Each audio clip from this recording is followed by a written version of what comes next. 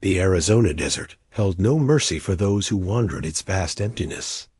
Níłch'i, I moved like a shadow across the parched earth, a man with nothing but the clothes on his back, and memories that burned hotter than the midday sun, when he heard. The soft weeping carried on the evening breeze. Something pulled him toward the sound, something older than reason. There, beneath a lone cottonwood, he found her, a woman cradling the head of a fallen horse, her tears leaving tracks in the dust on her cheeks. He had nothing to give, no medicine, no wealth, no promises. Only himself. Could a man with empty hands possibly fill a heart that had known such loss? Before we jump back in, tell us where you're tuning in from. And if this story touches you, make sure you're subscribed, because tomorrow I've saved something extra special for you. Níłch'i, I approached with the caution of a man who had learned that strangers often meant danger. The woman's head snapped up, her hand instinctively reaching for something at her waist before stopping. Her eyes, dark as night water, assessed him with equal wariness. "I mean no harm," he said, his voice rough from disuse. He gestured to the horse. "May I?" She hesitated, then nodded once, shifting slightly to allow him closer while keeping herself between him and the animal. The horse's breathing came labored, its coat slick with sweat despite the cooling evening air. Níłch'i, I knelt, running his hands gently along the animal's neck and flank. The mare's eyes rolled, showing white, but she was too weak to protest his touch. He felt the heat radiating from her body. "Desert fever," he said. "How long has she been like this?" "Since midday," the woman replied, her voice soft but firm. "We were traveling to my sister's village when Naka collapsed." She stroked the horse's muzzle. "She is all I have left." "Níłch'i, I understood that kind of loss." He reached for the small medicine pouch at his belt, one of his few remaining possessions. The leather was worn smooth from years of handling. The beadwork faded, but still showing the patterns of his people. "I know some ways," he said, opening the pouch to reveal a small collection of dried herbs. "My grandmother taught me the old medicines." The woman watched as he selected several leaves, crushing them between his fingers. "I am Tala," she offered. "Níłch'i," he responded. In the old language, his name meant "he who is scarcely enough," a name that had become more fitting with each passing season of hardship. Darkness was settling around them. "I need water," he said, "and more of this herb." He held up a small sprig. "It grows near water in these parts." Tala reached for a skin. At her side, "I have some water, but not much." Níłch'i shook his head. "Save it for your journey. There is a small spring beyond those rocks. I smelled it earlier." He rose and moved toward the formation he'd indicated.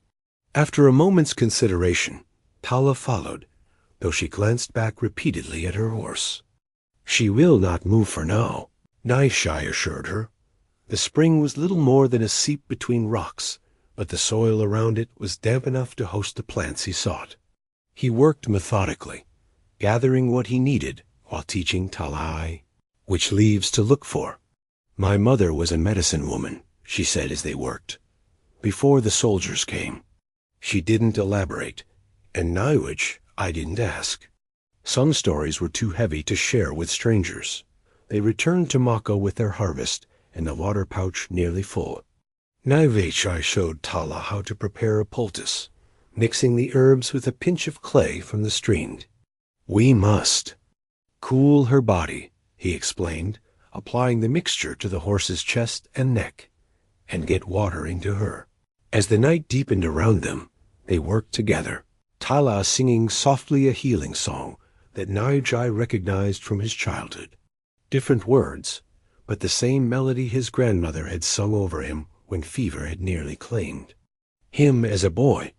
Maka's breathing gradually steadied, though the heat still radiated from her body. Níłch'i sat back on his heels, wiping his forehead with his sleeve. "Now we wait," he said, "and hope." Tala nodded, settling herself against her horse's side. The question in her eyes was clear enough. Why would a stranger stop to help? Níłch'i had no answer that made sense, even to himself. He only knew that some actions were as natural as following water downhill. Some suffering called to you across the desert, and something older than thought made you answer. The small fire Níłch'i had built cast dancing shadows across the desert floor. Maka rested more comfortably now, though recovery was far from certain.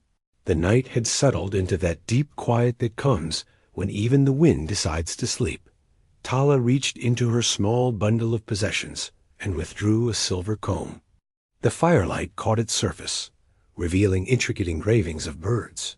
In flight, her fingers traced the pattern with practiced familiarity as she began working it through her long hair. "It was my grandmother's," she said, noticing Níłch'i's gaze.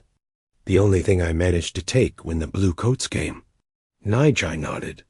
He understood the value of small things when they were all that remained. "My people lived in the mountain valleys to the north," he offered. "I was a hunter for our band. We had good land, clean water." His voice trailed off. "What happened?" Tala asked, though her tone suggested she already knew. These days, such stories shared a common ending. Sickness first, then settlers, then soldiers. Níłch'i's face remained impassive, but his hands betrayed him, clenching slightly before he forced them to relax. "I was hunting when they came. Returned to find smoke where my village had been." Tala's hands stilled in her hair. "My village, too. 3 summers ago, I was gathering herbs with my young cousin. We heard the shots." She swallowed hard. "I could not go back for anyone." The silver comb caught the firelight again as she resumed. "Her grooming. My sister married into the Hualapai years before. I'm trying to find her village. It's my only hope now." "You travel alone?" Níłch'i asked. "With Maka," she corrected, glancing at her horse. "Until now." They fell silent, the crackling fire filling the space between them. After a while, Tala began to hum softly a melody that tugged at Níłch'i's memory. "I know that song," he said with surprise. Tala stopped, looking at him curiously. "It's an old one, about the first woman who brought rain." "My people sing it differently," he said. "About the thunder beings who taught the first hunter to find water." He hesitated, then began singing the version he knew, his deep voice barely above a whisper. Tala's eyes widened. "Our tribes must have traded together long ago. The elders spoke of cousins to the south." Níłch'i agreed. "Before my time." Tala set down her comb and moved closer to the fire, wrapping her blanket tighter around her shoulders. "Tell me of your hunting days," she said. "Before." Níłch'i stared into the flames. He rarely spoke of the past. It changed nothing, healed nothing. But tonight, with this woman who carried her own sorrows, the words came more easily. He told her of tracking elk through mountain forests, of teaching young boys to read the land, of feast days when the hunt was good. She listened intently, occasionally asking questions that revealed her own knowledge of the hunter's craft. In turn, she spoke of her mother's healing work, of learning to identify plants and their uses, of ceremonies that kept the people strong through changing seasons. Neither mentioned the futures they had once imagined. Those dreams belonged to a different world, one that no longer existed. As the fire burned lower, Maka stirred restlessly. Tala moved immediately to the horse's side, placing a hand on her neck. "Still too warm," she murmured, worry creasing her brow. Níłch'i rose and retrieved his water pouch. "We should wet her down again." They worked together in the dim light, their hands occasionally brushing as they tended to the mare. Each touch was brief, but charged with an awareness that neither acknowledged. Dawn was still hours away, but already the night felt less empty than it had before. Morning light crept across the desert floor, painting the landscape in amber and gold. Níłch'i, I had been awake since the first hint of dawn, checking on Maka while Tala slept. The Mare's breathing had eased during the night, and when he placed a hand on her flank, the heat seemed less intense. Tala stirred, her eyes finding him immediately. "How is she?" "Better," Níłch'i said. "Not well, but better." Relief softened Tala's features as she moved to her horse's side, murmuring words too quiet for Níłch'i to hear. He stepped away, giving them privacy for their morning greeting. Dessert was already warming. They would need food and more water soon. Níłch'i, I reached for the hunting knife at his belt, a simple tool with a worn wooden handle, its blade meticulously maintained despite years of hard use. It was one of the few possessions he'd managed to keep during his wandering years.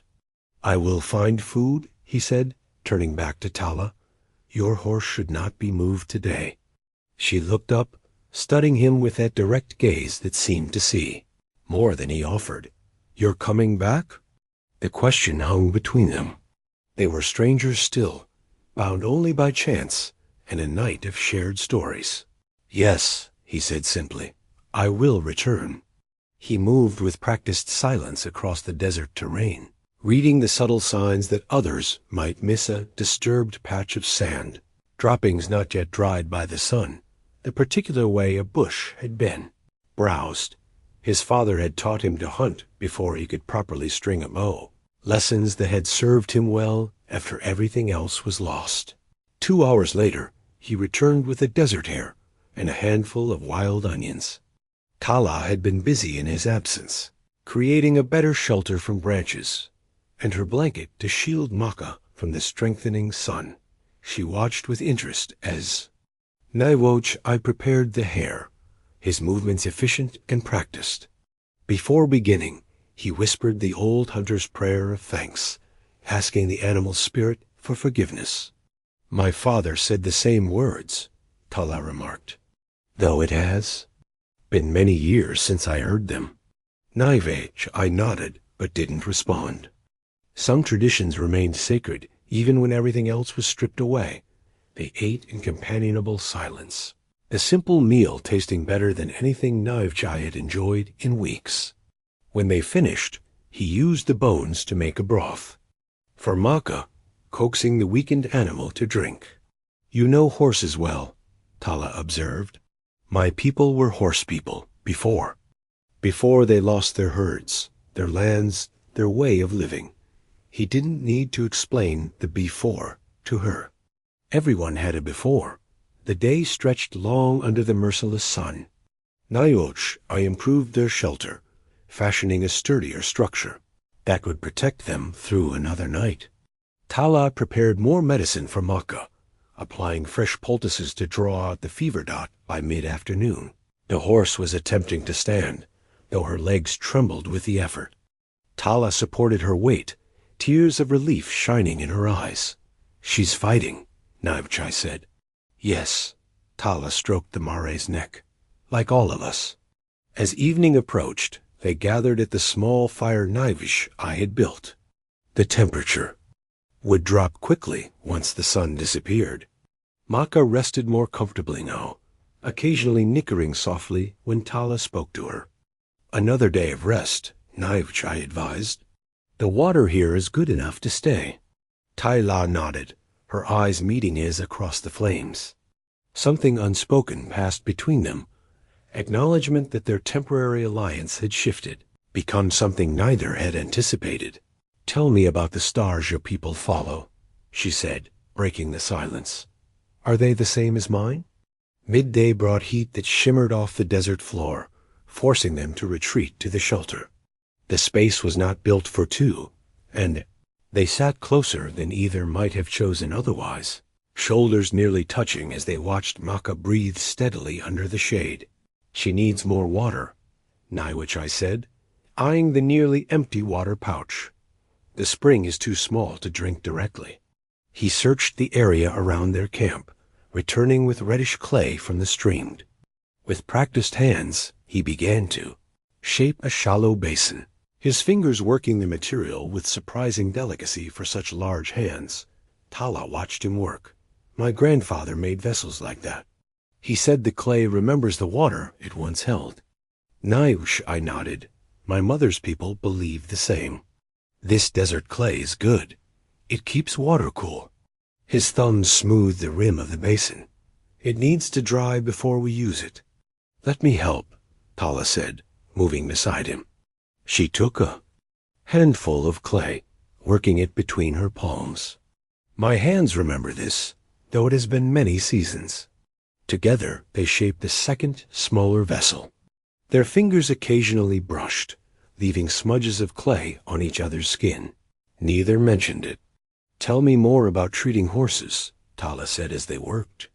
My mother knew some ways, but her knowledge was mostly for people. Níłch'i, I began explaining the signs that revealed a horse's ailments, the position of the ears, the color of the gums, the sound of the breathing. Tala listened intently, asking questions that showed her quick understanding. Here, he said, guiding her hands to Maka's chest.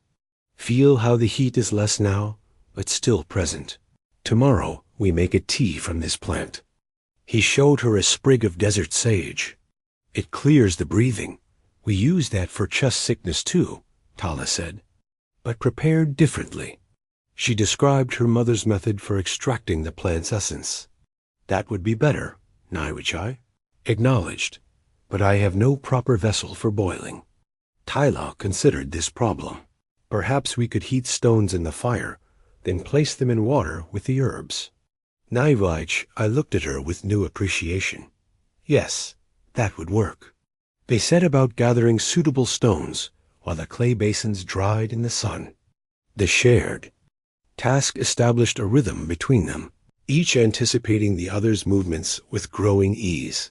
When the worst heat of the day began to ease, Níłch'i, I checked on their clay creations. This one is ready, he said, lifting the basin carefully. We will fill it for Maka. At the spring, they worked together to channel water into the basin. When it was full, Níłch'i carried it back to their camp, moving with deliberate care, to avoid spilling the precious liquid. Tala walked beside him, her hand hovering near the basin's edge as if to steady it, though she never quite touched it or him. Maka drank eagerly from the basin, her improvement evident in her strengthened thirst. Tala stroked the mare's neck, murmuring encouragement. You have good hands for healing, she said to Níłch'i when the horse had finished drinking. He looked down at his hands calloused, scarred from years of hard use. Not hands that most would call gentle. My grandmother was a healer, he said. She tried to teach me her ways before she walked to the spirit world. She taught you well, Tala said. Níłch'i shook his head. I learned only a small part of what she knew. It was enough, Tala said, her hand finally coming to rest on his arm. The touch was brief, but deliberate. It was enough for Maka. The evening wind began to stir, bringing the first relief from the day's heat. Maka nickered softly, attempting to rise. This time, her legs held her weight more steadily. Tomorrow, Tala said, watching her horse with shining eyes. Tomorrow. She might be strong enough to travel. Níłch'i, I nodded, though something in him quieted at the thought. Tomorrow would mean parting ways. Tomorrow would mean returning to his solitary wandering. Yes, he said, tomorrow. The desert night brought a chill that crept into bones, and reminded all living things of their fragility. Níłch'i, I added more wood to their fire, watching the sparks rise toward the vast canopy of stars overhead. Maka stood for short periods now, a good sign that her strength was returning. Tala rummaged through her small bundle of possessions and withdrew, a blanket unlike any Níłch'i I had seen before. The intricate weaving depicted star patterns, in white and silver thread against a deep blue background. She shook it out, the firelight catching the delicate metallic fibers woven throughout. It's beautiful, Níłch'i said, his voice quiet with genuine appreciation. My mother made it, Tala explained, wrapping it around her shoulders. Each pattern tells the story of a constellation. She hesitated, then lifted one side of the blanket. There is room for two. The night grows cold. Níłch'i, I paused before moving to sit beside her. The blankets settled around them both, bringing unexpected warmth. There, Tala said, pointing upward, the 7 sisters. My people say they were women who fled from a great bear. Níłch'i, I followed her gaze to the familiar cluster. We call them the daughters of the Sky Father. They guide hunters home in the dark season. And that one? Tala asked, indicating another arrangement of stars. The broken arrow, Níłch'i, I replied. A warrior who became a star after death. He pointed to a different section of sky. And there is the great buffalo, who provides for the people even. In the spirit world, Tala laughed softly. We see a great turtle in those same stars. Perhaps the sky changes its stories, depending on who listens. Níłch'i suggested, a rare smile touching his lips. They continued sharing their people's star legends, discovering surprising similarities, despite the different names and stories. Their voices grew more animated as they found these connections, this common ground between lost worlds. My grandfather once told a story about the small stars there, Níłch'i said, pointing to a faint cluster. He said they were tears from the Moon Woman when she wept for her mortal lover. Moon Woman? Tala turned to him, her eyes wide with surprise. My people speak of her too. How she visits Earth once each season to dance with the one she loves. But can never stay, Níłch'i finished. Their eyes met in shared recognition of this unexpected bridge between their separate pasts. For a moment, neither spoke, aware of how close they sat beneath the star blanket, shoulders and arms touching. Tala broke the silence. What was your life before? Not just hunting, but what did you hope for? The question caught Níłch'i off guard. No one had asked him about hopes in a very long time. I was to lead our hunting parties when the old leader stepped down, he said. Finally, I had a woman who was to be my wife when the spring came. He stopped, the memory suddenly too sharp. I'm sorry, Tala said softly. Níłch'i shook his head. It was many seasons ago. And you? What did you hope for? I was learning my mother's healing ways, she replied. I was to be married too, when the traders came again. Her voice remained steady, but her hands tightened on the blanket's edge. After the soldiers came, I only hoped to find my sister, to not be the last of my blood. The fire crackled between them, shadows dancing across their faces. Somewhere in the distance, a coyote called to the night, its lonely voice carrying across the empty desert. Will you find her? Níłch'i, I asked. I must, Tala answered simply. She is all I have left. Not quite all, Níłch'i, I thought, watching Maka shift in her sleep, but he understood what she meant. Some connections could never be replaced. They sat together beneath the star blanket until the fire burned low, their silhouettes merging into a single shadow against the desert night. Dawn arrived with unexpected sounds horses approaching. Níłch'i was on his feet instantly, knife in hand. Tala rose beside him, her body tense as they listened to the steady rhythm of hoofbeats. 3 riders, Níłch'i murmured, positioning himself between the sound and Tala. Coming from the east, they didn't have to wait long. 3 men on horseback appeared over a low rise, their mounts moving at an unhurried pace. The riders wore a mixture of native and settler clothing traders, most likely.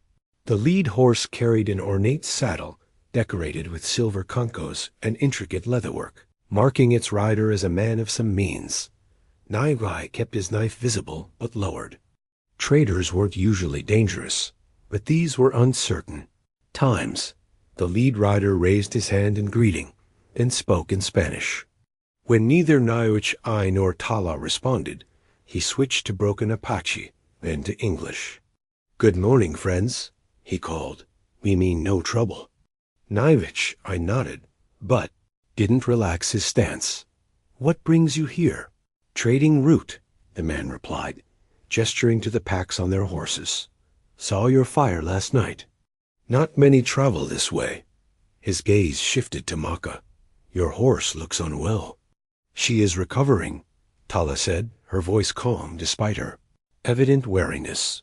The trader dismounted, moving slowly to show he intended no threat. His companions remained on their horses, watching silently. He was an older man with a deeply lined face that spoke of years under the desert sun. I have medicine, he offered, reaching for his saddlebag. Good for horse fever. Níłch'i and Tala exchanged glances. The offer could be genuine, or it could be a ploy. What would you want in exchange? Níłch'i, I asked. The trader smiled, revealing a gold tooth. Information is valuable in these parts. We trade goods, yes, but also news. That made sense. Traders survived by knowing what lay ahead on their routes. What news do you seek? Tala asked. Have you seen soldiers? Bandits? Other travelers? The trader pulled a small packet from his bag. This medicine, very good, from Mexico. I trade. For what you know. Níłch'i considered the offer. They had seen no one for days, but the trader wouldn't know that. No soldiers, he said. No bandits. We have traveled from the north. The pass through the red rocks has a mudslide blocking the narrow path.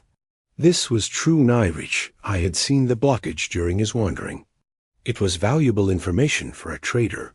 The man nodded, apparently satisfied. He handed the packet to Tala. Mix with water. Give to horse morning and night. Thank you, she said, accepting the medicine. The trader wasn't finished. You seek something, yes? Most who travel these parts seek something. Tala hesitated, then spoke. My sister. She married into the Hualapai years ago. I search for their village. Interest flickered across the trader's weathered face. Tall woman? With a scar here? He traced a line across his cheek. Tala's breath caught. Yes, you've seen her? 2 days north. Small settlement near the river. Some Hualapai, some others. He pointed toward the distant mountains. Follow the morning star. When you reach 3 standing rocks, turn toward the setting sun. Relief washed over Tala's face. Níłch'i, I felt a conflicting emotion, gladness for her, but something else he couldn't name. The trader returned to his horse, but paused before mounting. Be careful. Bandits in these parts. They look for lone travelers. His eyes flicked between Níłch'i and Tala. 2 is safer than 1, but still dangerous. With that warning, he rejoined his companions. They departed as calmly as they had arrived, leaving a cloud of dust in their wake. Tala clutched the medicine packet, her eyes bright with renewed hope. My sister is alive, and near. Níłch'i, I nodded, watching the traders disappear over the horizon. Yes, we should leave tomorrow, she said. If Maka is strong enough, we? Níłch'i, I asked, the words slipping out before he could stop it. Tala met his gaze directly. Unless you have other paths to walk. He had nowhere to be. Nowhere he belonged. Yet suddenly, the decision felt weighted with importance. The trader spoke truth about bandits, he said finally. 2 is safer than 1. By evening, Maka showed remarkable improvement. The trader's medicine, combined with their continued care, had reduced her fever significantly. The mare stood without trembling, occasionally pawing at the ground as if eager to move on. She grows stronger, Níłch'i observed, as they shared a simple meal of roasted roots and the last of the rabbit meat. Tala nodded, watching her horse with evident relief. Tomorrow we can travel, though slowly at first. She hesitated. You still plan to accompany me? Yes, Níłch'i replied, poking at the fire with a stick. The route the trader described passes near where I was headed. It wasn't entirely true, but it wasn't entirely false either. A man with no destination could be headed anywhere. After they ate, Tala approached Maka with a small bone comb. With practiced movements, She began sectioning the horse's mane, working her fingers through the tangled strands. "What are you doing?" Níłch'i, I asked, watching her methodical work. "A ritual of my people," she explained. "When someone recovers from serious illness, we braid their hair to trap the strength of healing inside." Her fingers twisted the coarse hair into a tight plait. "For horses, we braid the mane. My mother taught me the pattern." Níłch'i, I moved closer, intrigued. "Each section has meaning?" "Yes, this first one represents the spirit's resilience." She demonstrated the particular twist. "The second is for bodily strength. The third for harmony between body and spirit." She worked steadily, her hands moving with the confidence of long practice. As she reached the middle section of mane, she glanced at Níłch'i. "Would you like to learn? It goes faster with two hands." He hesitated. Such rituals were usually women's work among his people. But here, with just the two of them in the vast desert, old restrictions seemed less important. "Show me," he said, moving to Maka's other side. Tala guided his hands, demonstrating how to separate the strands and twist them together in the proper pattern. His large fingers were less nimble than hers, but he followed her instructions carefully. The horse stood patiently, seeming to understand the importance of the ritual. "Like this?" he asked, completing a section. Tala inspected his work. "Good. Now connect it here." She held out strands from her side. Their hands met as they joined the braids together, fingers brushing in a touch that lingered longer than necessary. Neither acknowledged it, but both were acutely aware of the contact. They continued working in companionable silence, moving down the length of Maka's neck. When they finished, the mare's mane was transformed into an intricate pattern of braids. That would hold for many days. "It's beautiful," Níłch'i said, stepping back to admire their handiwork. "And protective," Tala added. She stroked Maka's nose. "Now she carries our healing with her. Our healing." The words hung in the air between them, acknowledgement of what they had accomplished together. "We should prepare for tomorrow's journey," Níłch'i said, turning toward their small camp. "The path will be difficult at first." "You know the land well," Tala observed. "Have you traveled this way before?" "Not exactly this path," he admitted, "but similar terrain.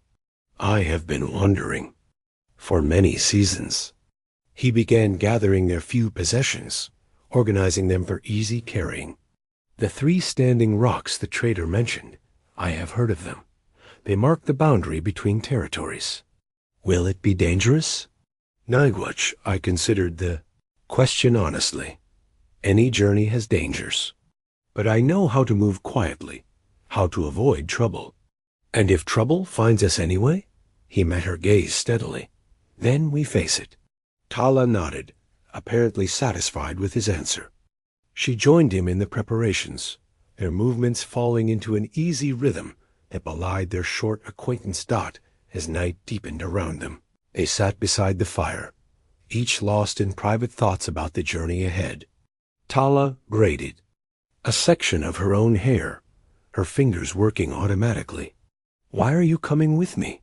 she asked suddenly. "Truly?" Níłch'i, I stared into the flames. "Because 2 is safer than 1, he said.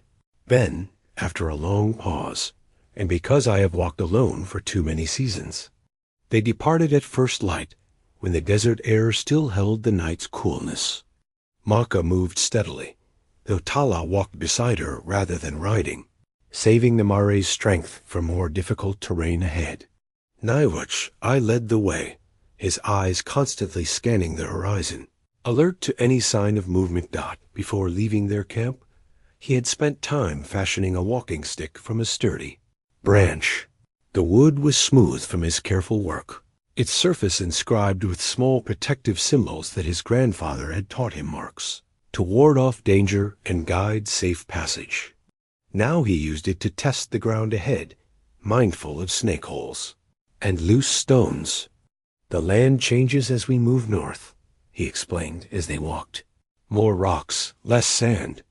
Better for cover if needed, but harder on feet and hooves. Tala nodded, adjusting the small pack on her shoulder. She had distributed their meager supplies between herself and Maka, careful not to overtax the recovering. "Horse, how did you learn to read the land so well?" she asked. "My father began teaching me when I could barely walk," Níłch'i replied. "He said a man who cannot speak with the earth will always be a stranger in his own territory." "My mother said something similar about plants," Tala said, "that they speak to those who know how to listen." The sun climbed higher, bringing the full heat of day. They moved from shadow to shadow where possible, conserving energy and water. Níłch'i set a pace that challenged, but did not strain, watching carefully for signs of fatigue in either Tala or Maka. By midday, the landscape had indeed begun to change. The flat desert gave way to more varied terrain, rocky outcroppings, deeper arroyos, occasional patches of hardy brush. Níłch'i chose their path with careful deliberation, sometimes backtracking to find easier routes for Maka. They paused in the shade of a tall rock formation to rest and drink sparingly from their water pouches. Maka seemed to be holding up well, though Tala checked her frequently for signs of returning fever.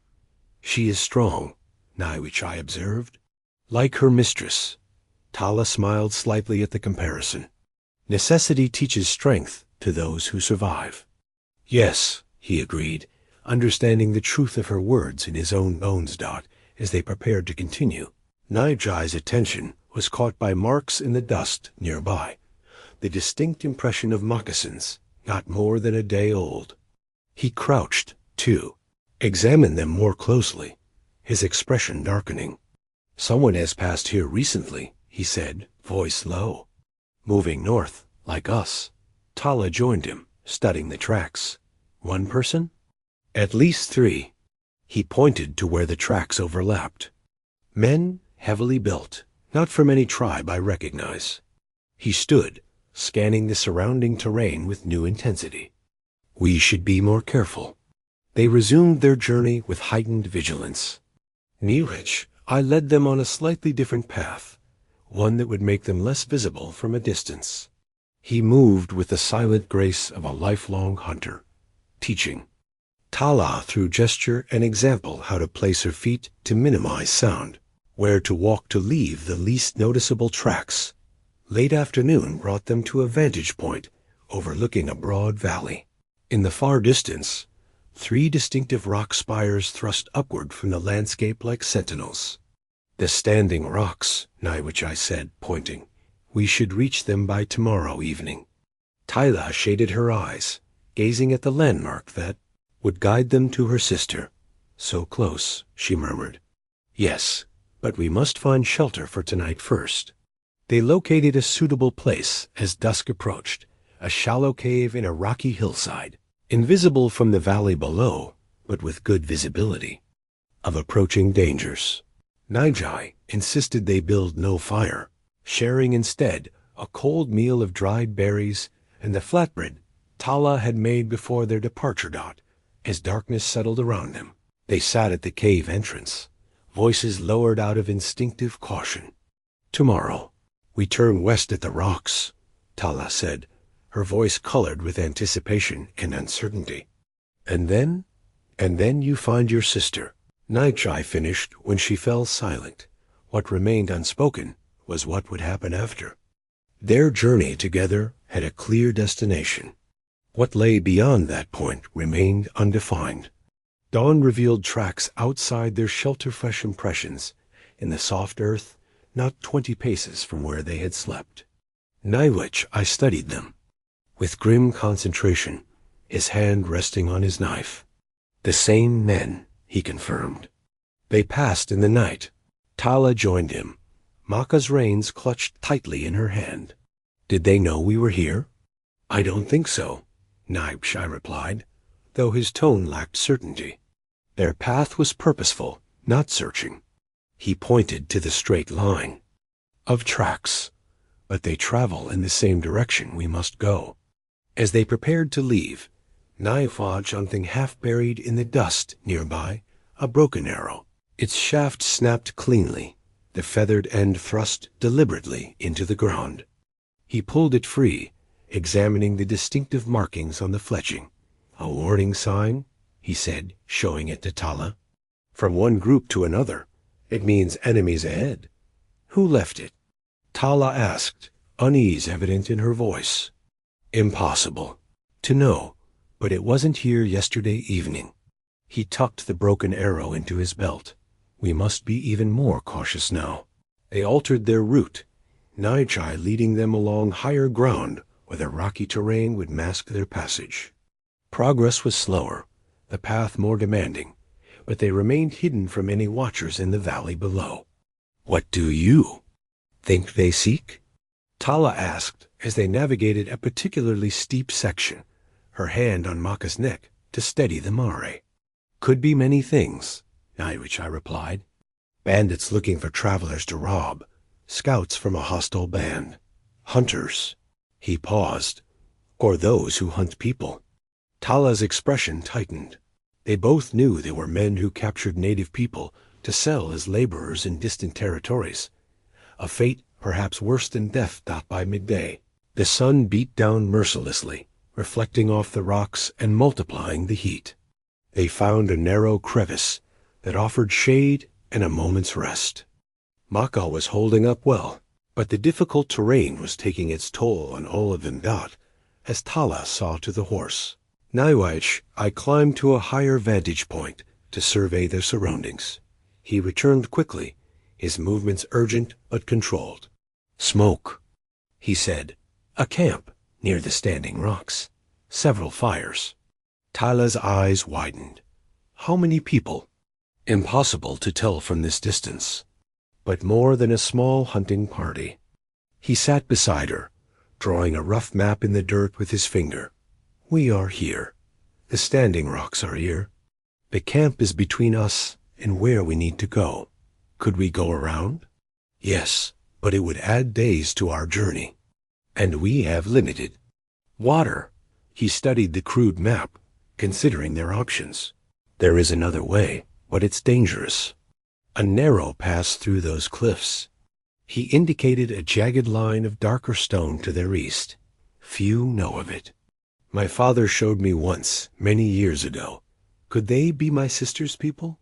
Tala asked, hope threading through her caution. "Possible," Níłch'i acknowledged, "but we cannot risk approaching blindly." They decided on the pass, departing their resting place with renewed vigilance. Níłch'i led them on a circuitous route that kept them hidden from the distant camp, while drawing them gradually closer to the cliffs. Late afternoon found them at the base of the stone face, searching for the entrance to the pass. Níłch'i moved methodically along the cliff, examining each crevice and fold in the rock. Finally, he paused before what appeared to be solid stone.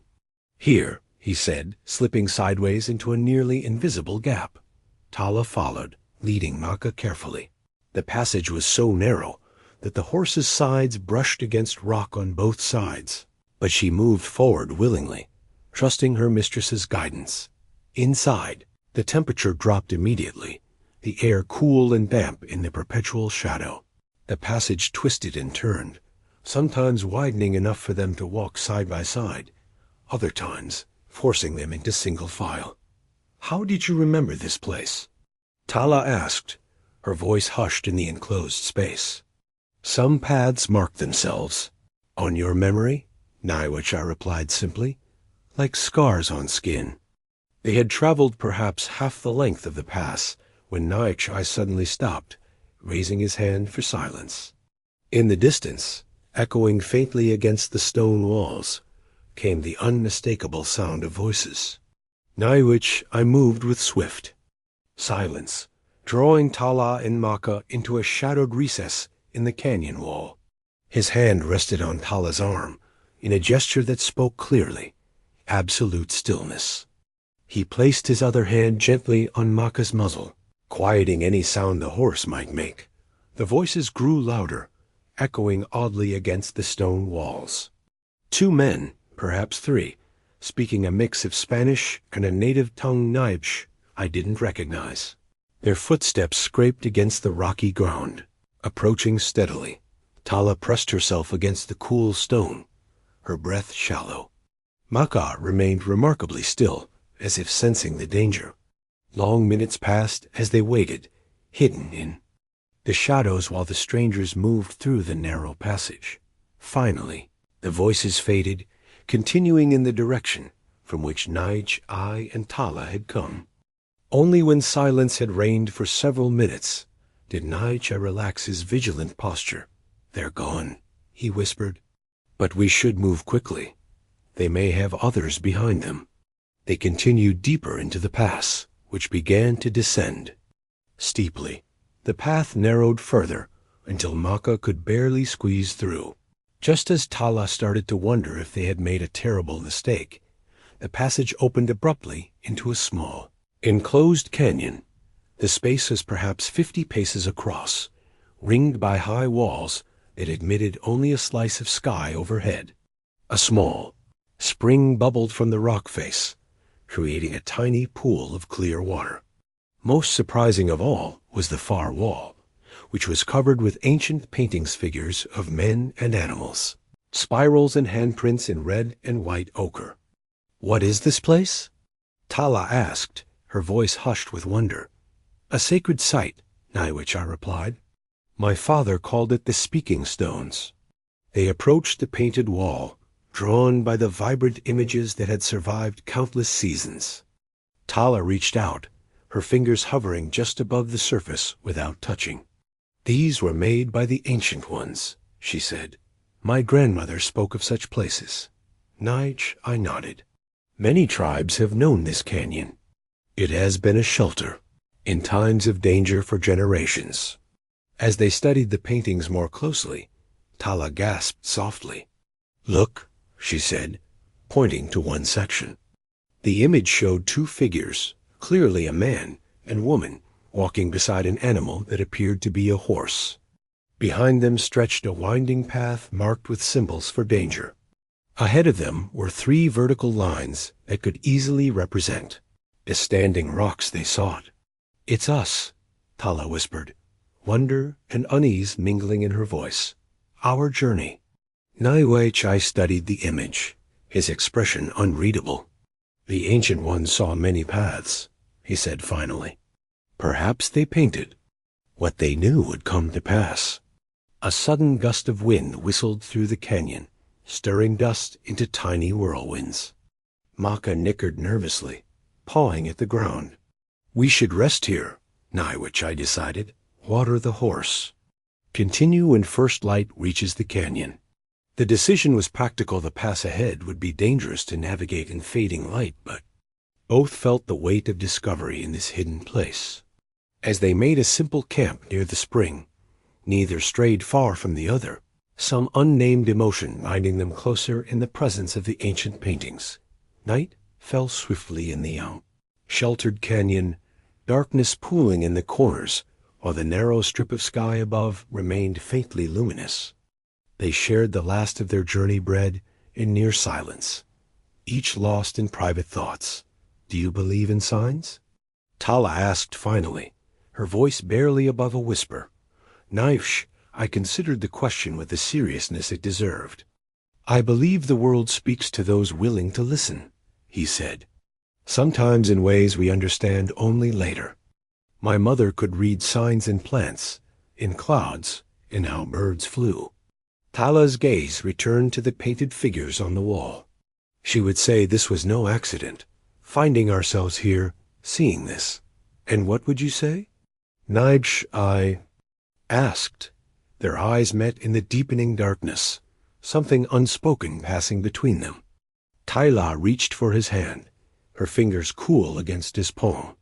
"I would say that some paths choose us," she replied, "even when we think we are choosing them." Outside their sheltered canyon, a storm gathered strength, distant thunder rolling across the desert. But within their stone sanctuary, a different kind of energy built quiet, profound, and increasingly difficult to deny.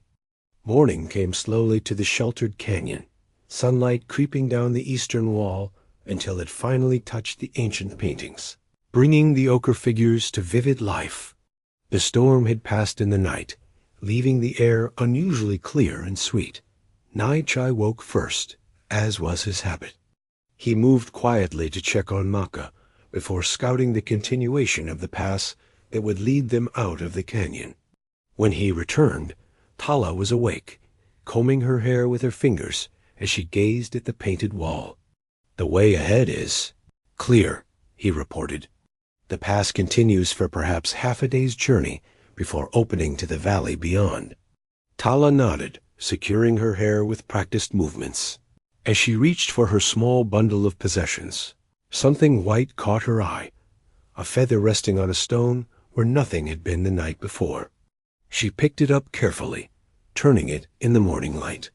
"An owl feather," she said, wonder in her voice. "Pure white." Níłch'i, I approached, studying the feather with respectful curiosity. I saw no owls in the canyon. "My mother's spirit sign was the white owl," Tala explained, her fingers gently stroking the delicate barbs. "When I was a child, she told me that if I ever saw a white owl or found its feather, it meant she was watching over me." She looked up at the narrow slice of sky visible above them. "How did it come to be here, in this enclosed place?" Níłch'i, I had no answer. Some mysteries were not meant to be solved, only acknowledged. Tala carefully secured the feather in her hair, its white length stark against the black strands. "We should create a small offering before we leave this sacred place," she suggested. Together, they gathered smooth stones from near the spring, building a simple cairn beneath the painted figures. Neither spoke as they worked, but their movements fell into natural harmony, each anticipating the other's actions. When the small monument was complete, Tala closed her eyes and whispered words in her native tongue of prayer of gratitude, a request for safe passage. Níłch'i added his own silent petition to the ancestors who had sheltered in this canyon before them. They departed soon after, Maka moving with renewed strength after the night's rest. The passage narrowed again, but remained navigable, winding through the stone labyrinth with occasional glimpses of sky overhead. They traveled in companionable silence, each deep in private reflection got by midday. They began to sense the pass widening, the air moving more freely around them. Finally, they rounded a bend and saw the exit ahead, a bright opening that led to the valley beyond. Níłch'i paused before they left the shelter of stone. "I should scout first," he said. "Make sure the way is clear." He moved ahead cautiously, disappearing into the bright light. Tala waited with Maka, one hand absently touching the white feather in her hair. She had not expected to find such a powerful reminder of her mother in this strange place, yet somehow it felt right, as if the boundaries between past and present, between what was lost and what might yet be found, had momentarily thinned. "Níłch'i," I returned quickly. "The valley is empty of people," he reported, "and I can see the standing rocks clearly now. We're closer than I thought." They emerged from the pass into the full light of day, blinking against the sudden brightness. Before them stretched a broad valley, green with spring growth, a stark contrast to the desert they had left behind. In the distance stood the three rock spires, their distinctive silhouettes unmistakable against the sky. "By nightfall, we will reach them," Níłch'i said. Tala took a deep breath of the valley air, rich with the scent of growing things. "And then we find my sister." The unstated question hung between them. And then what? Maka seemed to sense a more hospitable terrain, tossing her head and stepping forward with renewed energy. Tala stroked the mare's neck, where the ritual braid still held firmly. "She remembers grass," Tala said with a small smile. "Her body knows we're getting closer to good land." "As does yours, Níłch'i," I observed. There was a subtle change. In Tala's bearing a lightening, a straightening of her shoulders as they neared their destination. She met his gaze, something vulnerable flickering in her eyes. "And what does your body know, Níłch'i?" He looked away, toward the distant rocks. That some journeys change the traveler, he said finally, whether they wish it or not. The valley welcomed them with gentle slopes and scattered junipers, a stark contrast to the harsh terrain they had traversed. As they drew closer to the standing rocks, the land dipped toward a shallow river that cut across their path, not wide, but swift with spring melt from distant mountains. Níłch'i studied the crossing, gauging depth and current. There, he pointed to a section where the water spread wider and smoother, the safest place to cross. They approached the riverbank cautiously. The water sparkled in the afternoon sun, clear enough to see the rounded stones lining the bottom. Maka snorted at the water's edge, ears pricked forward with interest. "She'll manage well enough," Níłch'i said, watching the horse test the water with one hoof. "But we should cross together, in case the current is stronger than it appears." He stepped into the river first, water swirling around his ankles, then his calves as he moved deeper. The riverbed stones were smooth and slippery beneath his feet. He turned back toward Tala, extending his hand.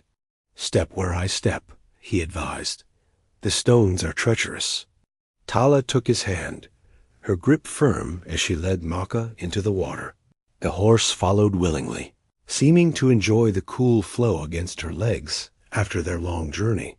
They moved carefully across the river, finding a rhythm together as they navigated the hidden contours of the riverbed. Halfway across, where the current ran strongest, Tali's foot slipped on a moss-covered stone. She stumbled forward with a small cry, losing her grip on Maka's reins. Níłch'i reacted instantly, catching her against his chest, one arm around her waist to steady her while his other hand kept hold of his walking stick, planted firmly against the river bottom. For a moment, they stood locked together in the middle of the flowing water, closer than they had ever been. Tylo's hands rested against his chest, her face tilted up to his, water swirling around their legs. "I have you," Níłch'i said, his voice rough with an emotion neither of them named. "I know," she replied simply. The moment stretched, neither moving to break contact. Then Maka whinnied softly, having continued a few steps ahead before realizing her mistress was no longer following. The spell broken. They separated slightly, though Níłch'i kept his hand at Tala's elbow as they completed the crossing. They emerged on the far bank, clothes soaked to the knees, but otherwise unharmed not, as Tala wrung water from her skirt. Níłch'i knelt by the river's edge, eyes scanning the smooth stones. He selected one flat and round, with bands of color running through it. Rising, he offered it to Tala. "In my tribe, we carry a stone from each significant river we cross," he explained, "to remember the boundary between one part of life and the next." Tala accepted the stone, turning it in her palm. "We had a similar custom," she said, "though we placed the stones in special pouches, one for each year of life." She knelt beside the river, searching until she found her own stone smaller, then his, nearly white, with a single vein of dark mineral running through its center. She held it up. "For you." Their exchange was simple, but weighted with significance. Each now carried a token chosen by the other, a physical reminder of this crossing. They continued toward the standing rocks, which loomed larger as they approached. From their new vantage point, they could see smoke rising beyond the stone sentinel signs of settlement. "We'll reach the rocks by dusk," Níłch'i said, "but perhaps we should wait until morning to approach the village." Tai Ling nodded, though anticipation was evident in her posture. Yes, better to arrive with the new day. As they walked, both were acutely aware of having crossed more than just a river.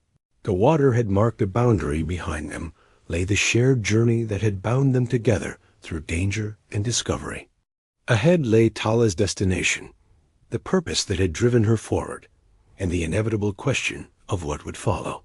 They traveled mostly in silence as afternoon lengthened toward evening, each lost in private thoughts while their river stones rested in their pockets, small weights that somehow anchored them to each other across the growing space between them. Dawn painted the standing rocks in golden light as they prepared to approach the settlement. Tala had slept fitfully, anticipation and anxiety mingling in her dreams. Níłch'i had barely slept at all, taking the watch through most of the night, his eyes regularly scanning the horizon. Now, as they gathered their few possessions, Níłch'i seemed more withdrawn than usual, his movements precise but distant. The easy companionship of their journey had subtly shifted, as if the proximity of other people had already begun to change what existed between them. "Are you ready?" he asked, securing his knife at his belt. Tala nodded, smoothing her hair and straightening her garments as best she could. She looked travel-worn but dignified, the white owl feather still secured in her braid. They approached the settlement slowly, making no effort to conceal themselves. As they drew closer, they could see it was larger than expected, perhaps 20 dwellings arranged in a rough circle, with gardens and corrals for livestock. Some structures were traditional native lodges, others built in the mixed style that had become common in territories where different peoples intermingled. Children playing at the settlement's edge spotted them first, running back to raise the alarm. Soon several men appeared, watching their approach with wary interest. Tala's steps faltered slightly as the reality of arrival struck her. After so long searching, hoping, she was finally hereabout to discover if her sister truly awaited, or if the trader's information had been false. "I'm here," Níłch'i said quietly beside her, a simple reassurance that steadied her. The settlement's apparent leader stepped forward as they approached an older man with long gray braids and clothing that marked him as Wallapai. He spoke, first in his native tongue, then in trade language when they didn't respond. "What brings you to our place?" he asked, his tone neutral but not unfriendly. Tala stepped forward.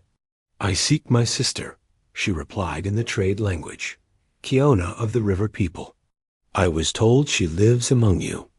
Interest flickered across the man's weathered face. He studied Tala more carefully, then looked to Níłch'i, noting his different tribal markings. "And you?" he asked Níłch'i. "I am her guide," Níłch'i replied simply, offering nothing more. The elder nodded slowly, then turned and spoke to a young boy in his native language. The child ran off toward the center of the settlement. "Come," the elder said, gesturing for them to follow. "You have traveled far. Take water and rest while we send for Kiona." They were led to a central gathering area where several women offered them water and corn cakes. Níłch'i remained standing slightly apart, his posture alert even as he accepted the offered refreshments. Tala noticed how he had shifted into the role of observer, watchful and contained in this unfamiliar territory. They did not wait long. A murmur spread through the gathered onlookers, and Tala rose to her feet, eyes fixed on a woman approaching from between the dwellings. She was taller than Tala, with the same high cheekbones, but a stronger jaw. A distinctive scar traced her right cheek, a mark Tala would have recognized anywhere.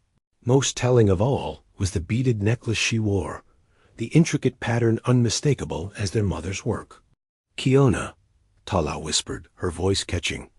The woman stopped a few paces away, disbelief and recognition warring on her face. "Tala?" she said, as if afraid to trust her own eyes. "Little sister?" Tala nodded, unable to speak past the tightness in her throat. Not with a cry, Kiona rushed forward, enfolding Tala in an embrace that answered years of uncertainty in a single moment. They clung to each other, Kiona's shoulders shaking with silent sobs, while Tala pressed her face into her sister's neck, breathing in the familiar scent that had survived across time and distance. Níłch'i watched from where he stood, his expression unreadable. When one of the elders approached him with questions, he answered briefly, his eyes repeatedly returning to Tala, who was now surrounded by Kiona and several other women, all speaking at once in excited voices. As the sisters finally separated, enough to look at each other properly, wiping tears and laughing in disbelief. Kiona noticed the white feather in Tala's hair. Her fingers touched it gently. "Mother's sign," she said. "She led you to me." Evening brought a feast to welcome Tala and honor her reunion with Kiona.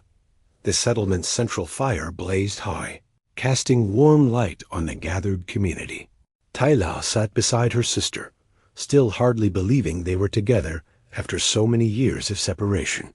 Their conversation flowed ceaselessly, years of absence compressed into hours of shared stories. Níłch'i, I had been given a place of honor as Tala's guide, but he remained quiet throughout the meal, responding politely when addressed, but offering little. Tala noticed his discomfort, though others might have missed the subtle tension in his shoulders, the way his eyes continually scanned the perimeter. Kiona, however, was more observant than most. As the meal progressed, her gaze moved thoughtfully between her sister and the silent hunter. When there was a lull in the conversation, she leaned closer to Tala. "Your guide," she said quietly. "Those markings on his arm, they are of the Mountain Eagle clan, are they not?" Tala glanced at Níłch'i, realizing she had never noticed these particular markings. "I don't know," she admitted. "He speaks little of his people." Kiona's expression grew serious. "The Mountain Eagle clan is known to us. Their chief was a great warrior Níłch'i, the far-seeing one. His son was said to be an unmatched hunter." She paused. "It was also said that both perished when their village was destroyed." Before Tala could respond, the settlement's oldest elder approached, carrying an ornately carved pipe. The conversations around the fire quieted as he seated himself near Níłch'i. "We honor guests who come in peace," the elder said in the trade language, clearly intending his words to be understood by all. "But it is also our way to know those who sit at our fire." He studied Níłch'i with keen eyes. "Your hunting skills are evident in how you move, your vigilance in how you watch. Yet you wear no clan symbols openly, only the hidden marks of your birth." A subtle shift rippled through the gathering. Several of the older men straightened, their attention suddenly focused intently on Níłch'i. "I claim no clan," Níłch'i replied evenly. "I am simply a hunter who helped a woman find her sister." The elder was not deterred. "Yet the mark of the mountain eagle is upon your arm," he said. "Few remain who carry that honor." He held out the pipe. "Will you smoke with me, hunter with no clan, and share true words?" The question carried unmistakable weight. To refuse would be a grave insult. To accept meant Níłch'i would be bound by tradition to speak honestly.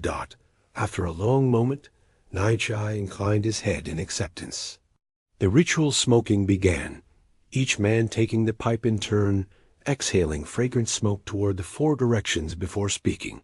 "I ask again," the elder said when the pipe returned to him. "Who sits among us tonight?" Níłch'i's face remained composed, though something shifted behind his eyes, a decision reached after long internal struggle. "I was born a Hot, son of Níłch'i of the Mountain Eagle clan," he said, his voice steady but quiet. "That name died when I failed to protect my people. I am Níłch'i now, he who is scarcely enough, a name that better suits what remains." A murmur passed through the gathering. Tala stared at him, shock and confusion evident on her face. The son of a chief, this man who had wandered the desert with nothing, who had knelt beside her dying horse with empty hands, but willing heart. "Why did you not tell me?" she asked, her voice barely audible over the crackling fire. Níłch'i met her gaze directly. What would it change? A chief's son with no people, no territory, no possessions, is less than a common hunter with skills to share.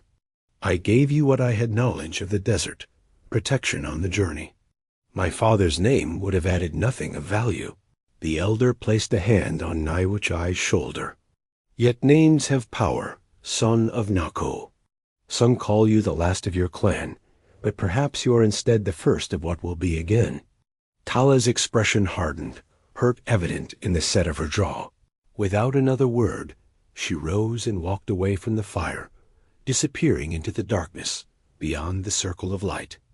The settlement awakened before dawn to prepare for the spring celebration, an annual ritual to honor the return of growing things. Drums were brought out and positioned around the central gathering space, their deep voices not yet awakened, but waiting, pregnant with possibility. Tala had spent the night in Kiona's dwelling, the sisters talking until the fire burned low. Kiona had listened as Tala recounted her journey with Níłch'i, the gradual trust that had formed between them, and now the sense of betrayal at his hidden identity. "He saved Maka," Tala said, staring into the embers. "He shared his last water, his knowledge. Why keep such a thing secret?" Kiona's eyes were gentle with understanding. "Some wounds cut deeper than flesh," she said. "To be the son who survived when others perished, that carries a weight few can understand." Morning found Tala helping with preparations, grinding corn for the feast bread, while her mind circled the same questions that had kept her awake. She had not seen Níłch'i since leaving the fire the previous night. According to Kiona, he had been given shelter in the men's lodge at the settlement's edge. "He prepares to leave," Kiona said when she returned from taking water to the ceremonial fire. The elders asked him to stay for the celebration, but he declined. Tala's hands stilled on the grinding stone. "When?" "At dawn tomorrow," Kiona replied, studying her sister's face. "Unless someone gives him reason to stay." The day progressed with increasing activity as the celebration drew near. Children ran about in their finest clothes. Women arranged food. In elaborate patterns, men painted their faces with symbols of renewal.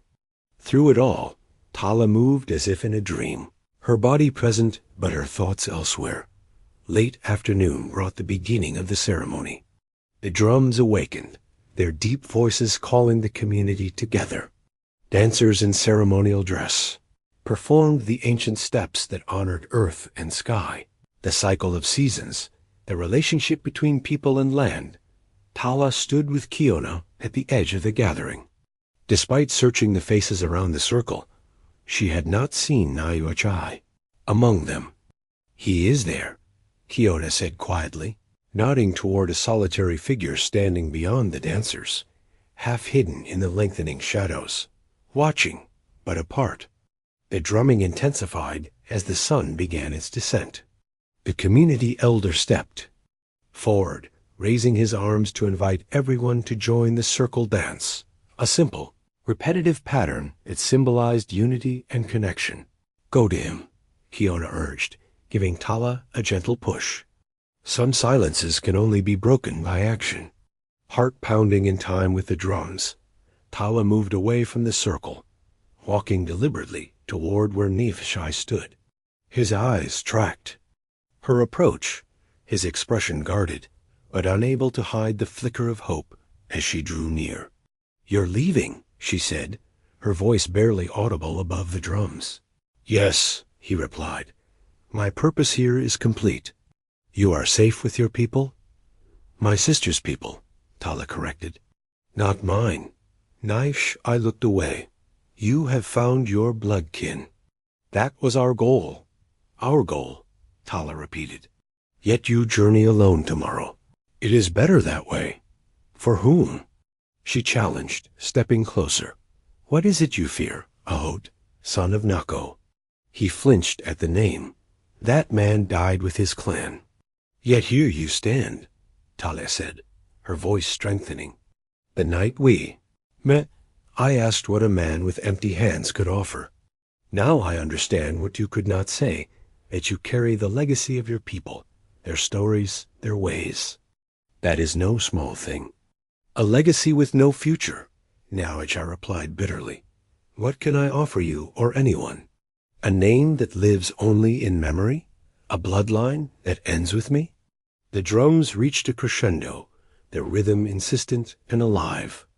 Tala held out her hand, palm up. "Dance with me," she said simply. Níłch'i stared at her outstretched hand. "Tala, if you leave tomorrow, so be it. But tonight Dance with me beneath the stars that have watched our journey. Dance with me as the man you truly are, not the shadow you've allowed yourself to become. Time stretched between them, measured in heartbeats and the pulsing of the drums. Then, slowly, Níłch'i placed his hand in hers. As they moved toward the circle of dancers, the community parted to receive them, their joined hands a declaration more powerful than words. Morning light filtered through the smoke hole of Kiona's dwelling, finding Tala already awake, her mind turning over the events of the previous night. The dance had continued until the moon was high, Níłch'i's hand rarely leaving hers as they moved together among the celebration's swirling patterns. When they had finally parted, his eyes held a question she had not yet answered. Kiona entered, carrying fresh water. "The elders have called council," she said. "They wish to speak with both you and your hunter." "He is not my hunter," Tala replied automatically, though without conviction. Kiona smiled knowingly but said nothing more. The council gathered in the community's central lodge, 7 elders seated in a half-circle, with Níłch'i already present when Tala arrived. He wore his traveling clothes, his few possessions bundled beside him, but his departure seemed less certain than before. The eldest spoke first, addressing them both. "We have consulted through the night. It is rare for the son of a chief thought lost to appear at our fire. Rarer still for a lone woman to cross the desert and find her blood kin." He gestured to 2 empty places before them. "Please, sit and hear our thoughts." Tala took her place, acutely aware of Níłch'i beside her, close enough that their shoulders nearly touched. "Our peoples have suffered much," the elder continued. "The old ways fragment. The young forget. But in you two, we see something worth preserving." He looked directly at Níłch'i. "Son of Níłch'i, there are others of your clan who survived scattered in hiding, believing themselves alone as you did. Some have found refuge with allied tribes to the north." Níłch'i's composure slipped for the first time since Tala had known him. "Others survive?"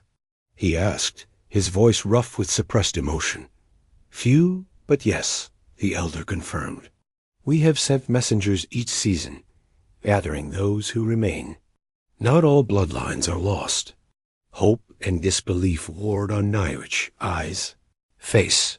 I believed I was the last." "No," the elder said gently, "not the last. Perhaps instead the one who will lead them home." The implications hung in the air between them. A purpose, a future Níłch'i I had long believed impossible. Tala felt the shift in him, like ice breaking on a winter river. The elder turned to her. "And you, daughter of healers, your sister, tells us of your knowledge, your gift with plants and healing ways. Such wisdom is precious in these changing times." A younger elder spoke next. "We propose this. Journey north together to where the scattered people gather. Share what you each. Carry the hunting knowledge, the healing ways.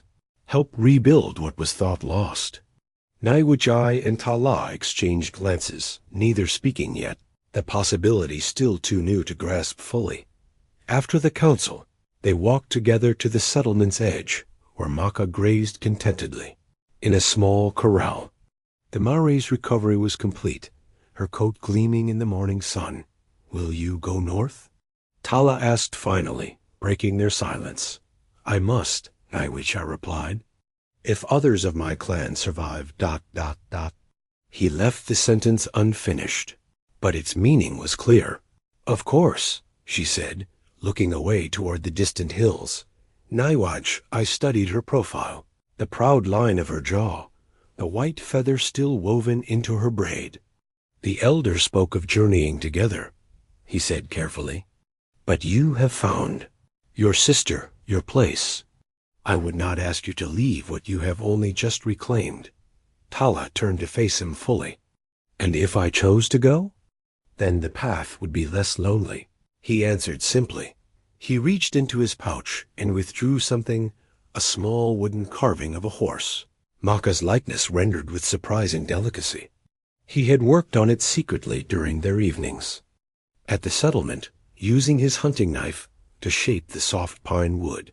For you, he said, placing it in her palm. To remember our journey, whatever you decide.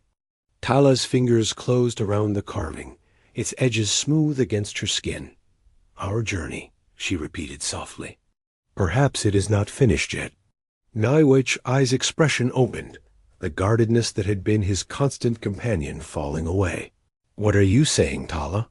She looked down at the carved horse, and back to his face. That perhaps there is a third path, neither yours alone nor mine, but something we create together. Dawn painted the eastern sky with fingers of gold and crimson as they prepared to depart. The settlement had gathered to witness their leaving, not just Níłch'i and Tala, but Kiona as well, who had decided to join them on the journey north to help establish new connections between scattered peoples. The circle widens, the elder had said when Kiona announced her intention. This is how we survive, not alone, but together. Níłch'i stood patiently as Tala secured their supplies, the More's strength fully restored after her brush with death. A second horse, a gift from the settlement, would carry Kiona and additional provisions for the journey. Níłch'i moved among the gathered people, accepting small tokens of respect, a hunting knife with a better blade than his worn one, a pouch of rare tobacco, a map drawn on deer hide showing water sources along their route. He received each gift with quiet dignity, the mantle of his true identity settling more comfortably on his shoulders with each passing day. Tala watched him, still marveling at the transformation. He stood taller now, his eyes clearer, as if a great weight had begun to lift. Not gone entirely, such burdens never disappeared completely, but shared now, made lighter through connection. As the final preparations were completed, Níłch'i approached her with something in his hands, a water pouch, but not the worn one he had carried through the desert. This one was new, crafted from supple hide and decorated with symbols from both their people's traditions. I made this, he said, offering it to her, with help from the village women. They showed me how to combine our ways of working the leather. Tala took the pouch, running her fingers over the intricate designs. It's beautiful, she said, but shouldn't you carry it? You're the one who always finds water in the desert. This one is for both of us, he replied, for the journey we share. The symbolism was not lost on her.